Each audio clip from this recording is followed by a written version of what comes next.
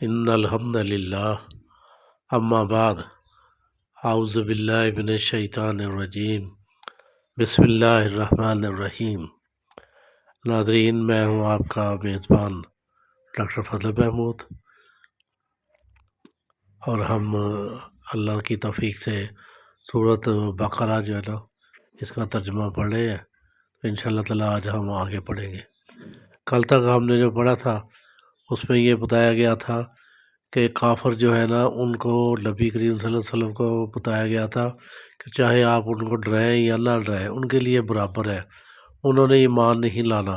کیونکہ اللہ تعالیٰ نے ان کے دلوں پر مہر لگا دی ہے اور انہوں نے کوئی اچھی بات قبول نہیں کرنی، اور ان کی آنکھوں پر بھی پڑتا ہے، انہوں نے سچ کو اور حق کو پہچاننا ہی نہیں ہے، اور ان کے لیے شدید عذاب ہے اللہ کے ہاں۔